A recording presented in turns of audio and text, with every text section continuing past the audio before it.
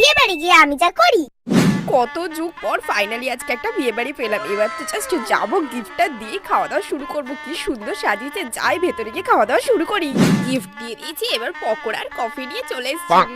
Tasty tasty pakora আর গরম গরম coffee, আহা দারুণ লাগছে। অত ফটো টটো কে তুলবে, আমি বিয়ে বাড়িতে আসি শুধু খেতে, খাবো দাবো, মজা করে বাড়ি চলে যাবো। অত ফটো তোলার দরকার নেই। বাবা শেষ হয়ে গেল তো, যাই আবার পকোড়া আর কফি নিয়ে আসি। যাই মজা করে পকোড়া আর কফি খাবো, তারপর ফুচকাও খেতে হবে।